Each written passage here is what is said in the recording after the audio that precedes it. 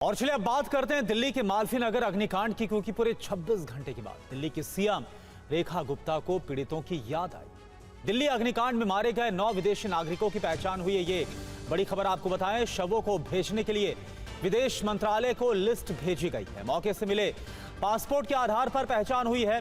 विदेशी नागरिकों की डीएनए प्रोफाइलिंग भी कराई गई है। संबंधित एम्बेसी की परमिशन के बाद सभी शवों का पोस्टमार्टम। और देखिए एक और बड़ी खबर, दिल्ली के सीएम ने मुआवजे का ऐलान किया। मृतकों के परिवार वालों को 10-10 लाख के मुआवजे का ऐलान। गंभीर रूप से घायलों को 5-5 लाख की मदद। आज मैक्स अस्पताल में घायलों से मिलने के लिए सीएम रेखा गुप्ता पहुंची। घायलों का समुचित इलाज कराने का जो निर्देश है वो मुख्यमंत्री की तरफ से दिया गया है।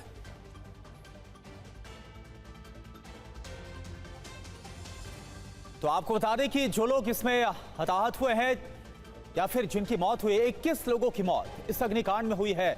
और जिनकी मौत हुई उनके परिवार वालों को 10-10 लाख रुपए की आर्थिक मदद, और जो गंभीर तौर पर घायल हुए। और ये देखिए तस्वीर आपको हम दिखा रहे हैं। दिल्ली की सीएम रेखा गुप्ता जब पहुंची है मैक्स अस्पताल, जहां पर इलाज जारी है घायलों का, उनका हालचाल जानने के लिए पहुंची। लेकिन आप देखिए दिल्ली अग्निकांड में 21 लोगों की मौत के बाद गुनहगारों की तलाश जारी। हालांकि दिल्ली पुलिस अभी तक सिर्फ होटल मालिक लवकेश को ही गिरफ्तार कर पाई है। असली जिम्मेदारों की पहचान अभी तक नहीं हो पाई।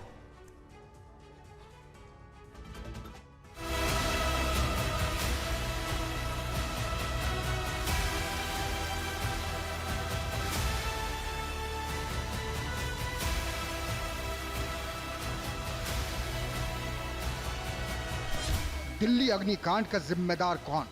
दिल्ली का होटल कैसे बना लाक्षागृह?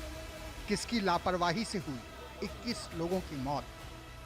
जब होटल जल रहा था तो कौन देख रहा था? इस अग्निकांड पर अब सबसे बड़ा पर्दाफाश हुआ है। आग लगने के वक्त मालिक लवकेश बजाज होटल के पास से गुजरा था। डर की वजह से लवकेश मौके से भाग गया था। लवकेश घर भी नहीं गया और पूरी रात सड़कों पर घूमता रहा। 3 साल पहले लवकेश ने प्रॉपर्टी खरीदी थी। इस इमारत में होटल कम गेस्ट हाउस चल रहा था। इससे पहले बिल्डिंग में खादी की दुकान चल रही थी। अब दुकान खरीदी, उस वक्त इमारत जर्जर थी। होटल अकेला चल रहा था। इस होटल में कोई पार्टनर नहीं था। होटल का पूरा काम जय मिश्रा को सौंप रखा था।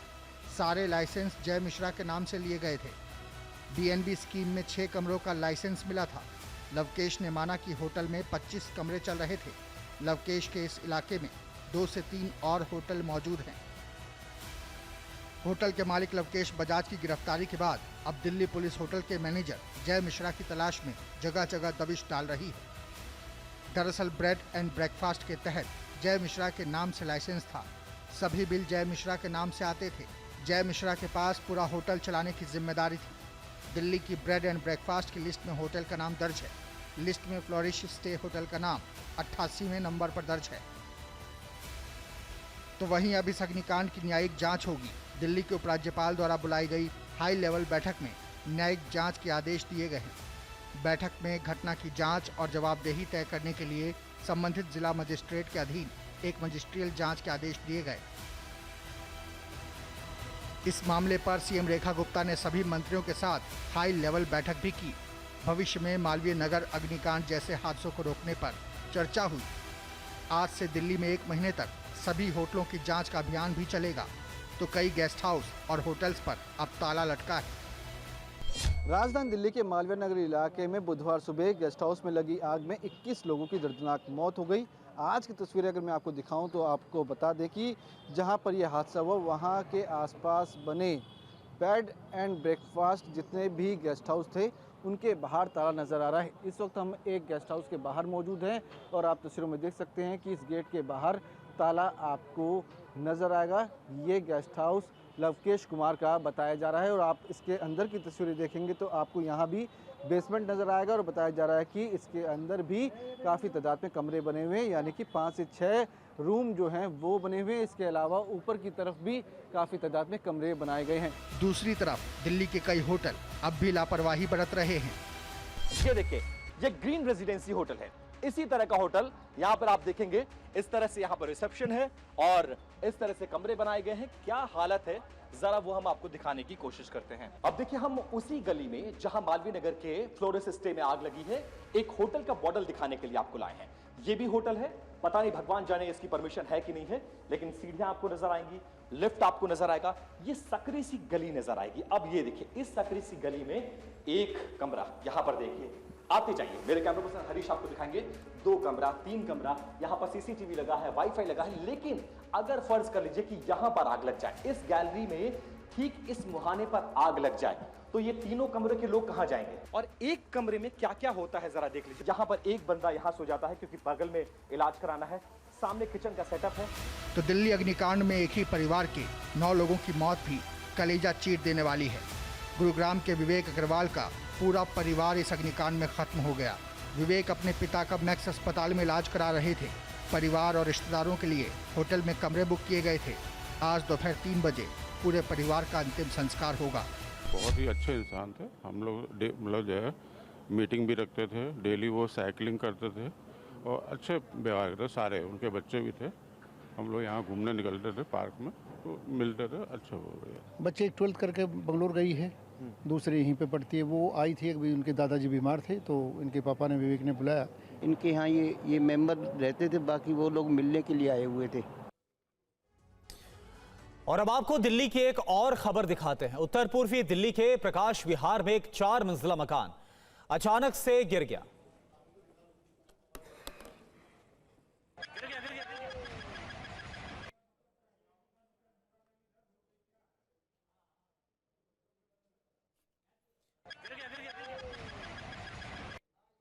तो आप जिस वीडियो को देख रहे हैं वो घटना बुधवार शाम को हुई है।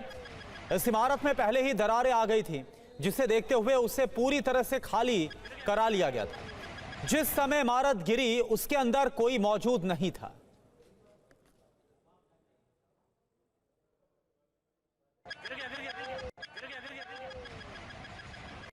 यही वजह रही कि इतना बड़ा हादसा हुआ, लेकिन सभी लोग, गनीमत यही कि सुरक्षित रहे।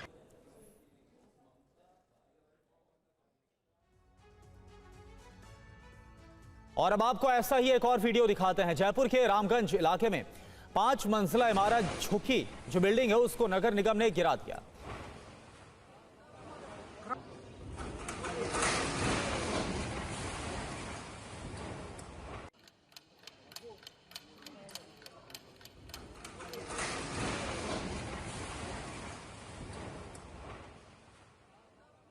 और देखिए इमारत गिरने के साथ ही जोरदार धमाका होता है। तस्वीरें जैसा आप देख पा रहे हैं।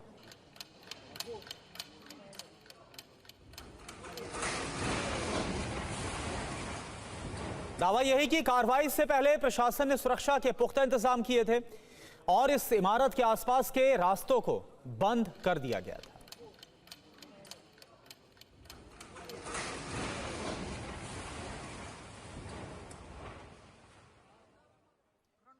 और ये देखिए 2 तस्वीरें आपके सामने। दिल्ली में जो इमारत गिरी है, एक तरफ वो तस्वीर आप देख पा रहे हैं और दूसरी तस्वीर जयपुर की है। दोनों जगह हादसे से पहले लोग सुरक्षित निकाल लिए गए।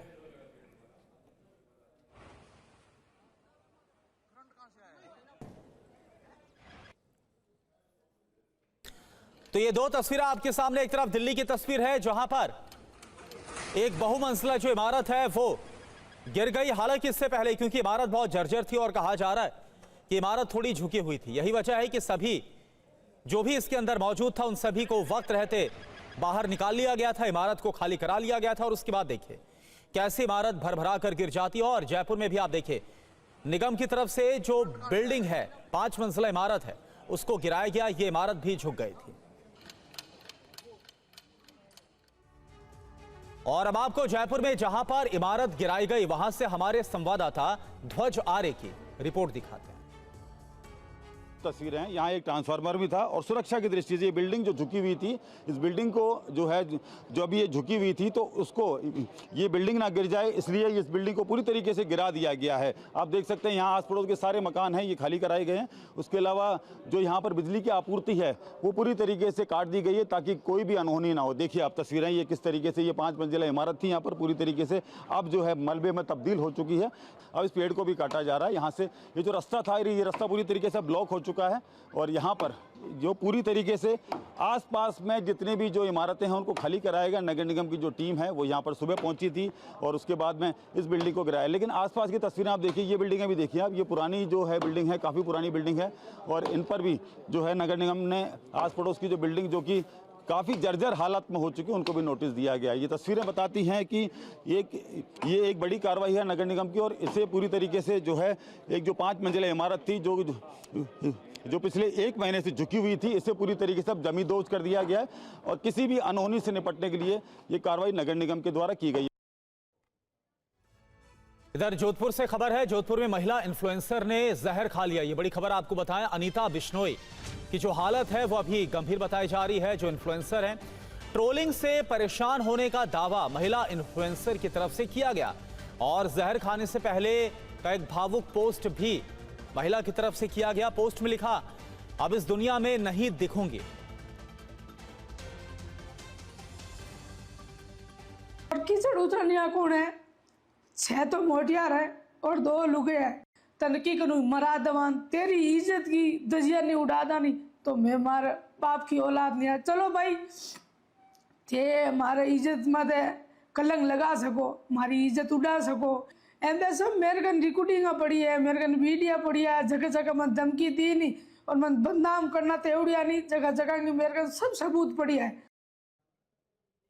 तो अनीता बिश्नोई को आप सुन रहे थे। ये महिला इन्फ्लुएंसर, इनकी तरफ से कुछ लोगों को लेकर ट्रोलिंग का आरोप लगाया गया है और इसी के बाद जहर खा लिया गया। हालांकि अभी जो हालत है वो खराब है, जैसा आप तस्वीरों में देख पा रहे हैं।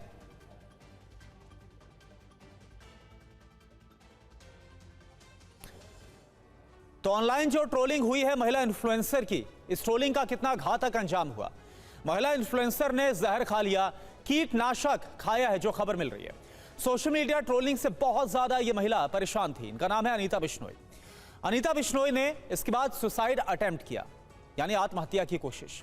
जहर खाने से पहले एक भावुक पोस्ट भी किया, एक पूरा वीडियो पोस्ट किया और पोस्ट में क्या लिखा, आज के बाद दुनिया में नहीं दिखूंगी। पति का आरोप क्या है, कुछ इन्फ्लुएंसर लगातार उसकी पत्नी को टारगेट कर रहे थे। पति ने ट्रोलिंग और बदनाम करने का आरोप लगाया है। व्हाट्सएप पर धमकियों का भी दावा किया गया है। बनाड़ थाना क्षेत्र के शिकारगढ़ का यह पूरा मामला है और अब आपको सुनाते हैं अनीता के पति ने क्या कहा, यह भी आप सुन लीजिए। सोशल मीडिया के इन्फ्लुएंसर है ना, जो मालाराम है, अनिल है और कुछ महिला भी है, ठीक है, तो उनको भेज के इस तरह का ये घिनौना हरकत की है इन्होंने और मजबूर कर दिया इसको। खबर हरियाणा से। हरियाणा के पंचकुला में बीजेपी पार्षद के देवर रतन लुबाना पर आधी रात को 8 गोलियां चलाई गई। इस घटना के 2 घंटे के बाद शूटर्स का एनकाउंटर भी हुआ। आप देखिए पूरी खबर।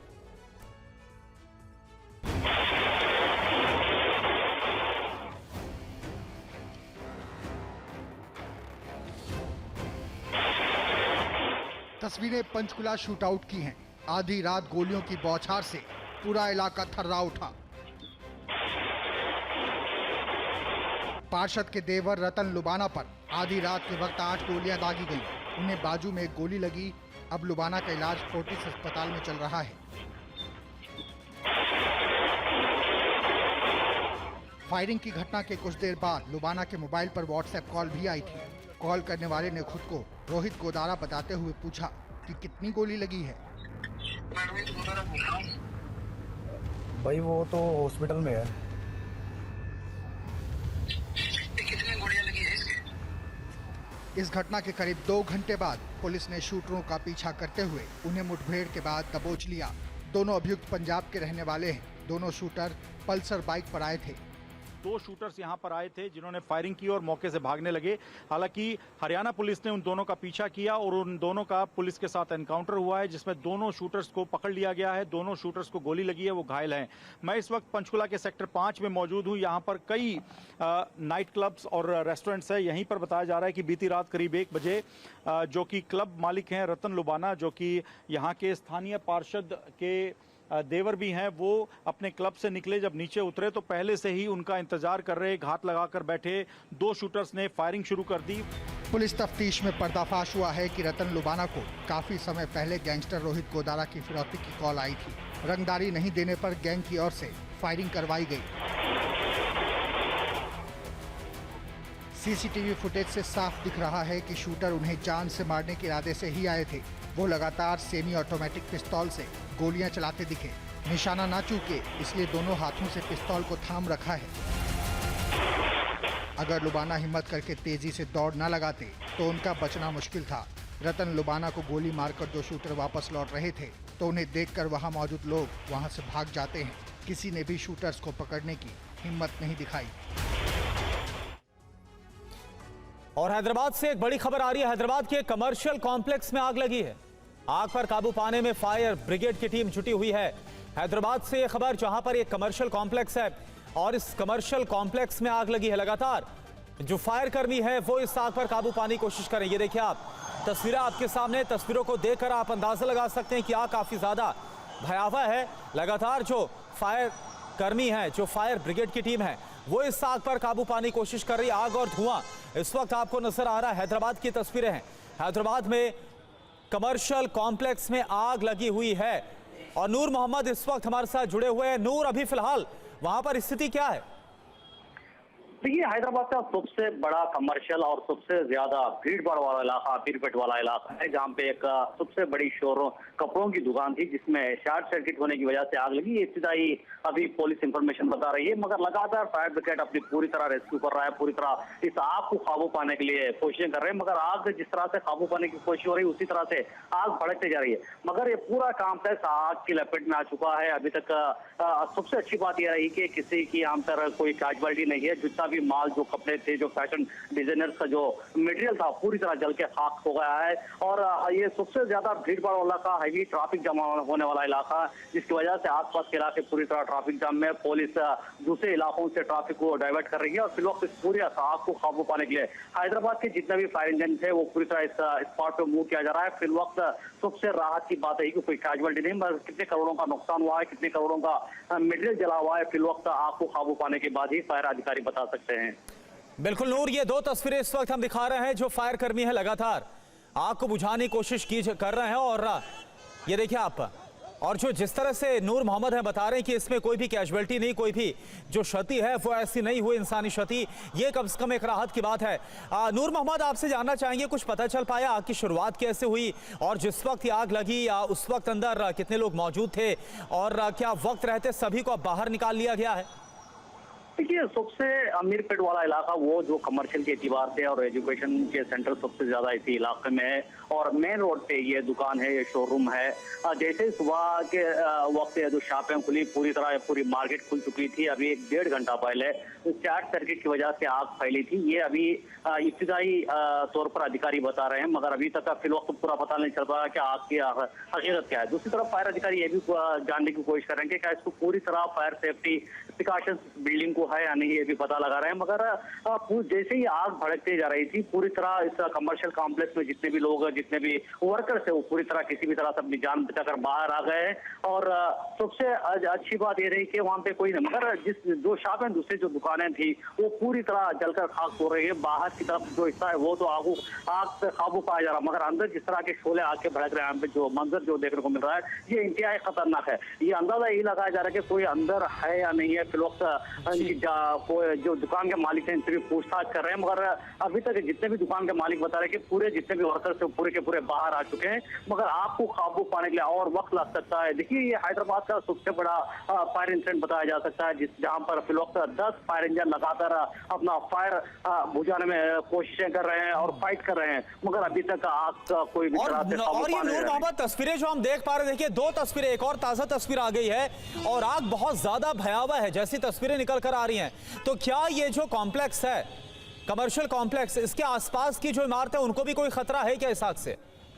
देखिए, जो पीछे जो इस कमर्शियल की बिल्डिंग है, जो बिल्कुल पीछे ही है, जो रेजिडेंसिस एरिया है, उनको फिलवक्त अधिकारी सेफ्टी के तौर पर उनको खाली कर दिया गया है। दूसरे सामने जो है मेट्रो लाइन जा रही है, फिलवक्त मेट्रो के अधिकारी भी इससे बात कर रहे हैं, आग को देकर क्या मेट्रो को रोक दिया जाए या इसको रन किया जाए, ये फिलवक्त अधिकारी भी बात कर रहे हैं। पूरी तरह फायर अधिकारी ये फोकस कर रहे हैं कि इसको किसी भी तरह से आग को काबू पाने के लिए। मगर सबसे बड़ी दिक्कत ये आ रही है कि इस पूरा कमर्शियल जो अंडरग्राउंड लेवल में फर्स्ट सेकंड जो शॉपें हैं, तो ऐसा ही सुबह खुली थी। जो सबसे ज्यादा भीड़ भाड़ वाला इलाका है, सबसे ज्यादा कारोबार इसी इलाके में होता है, कारोबार का मेन सेंटर कहा जा सकता है। इस इलाके में इस तरह नूर, नजर भी आ रहा, देखिए ये जो अभी आपने जैसा बताया कि राहत की बात यह है कि कोई इसमें घायल नहीं हुआ है, लेकिन हम जैसा देख पा रहे काफी भीड़ भाड़ वाला और काफी मेन इलाका है हैदराबाद का, और जो ट्रैफिक वहां से गुजर रहा है, एक तरह से जो विजिबिलिटी, इतना धुआं फैल गया है कि वहां देख पाना बहुत मुश्किल है। जो लोग वहां पर सड़क से गुजर रहे हैं उनको बहुत दिक्कत हो रही है। बहुत बहुत शुक्रिया अभी के लिए आपका नूर मोहम्मद इस पूरी जानकारी के लिए। 3 तस्वीरें आप देखें।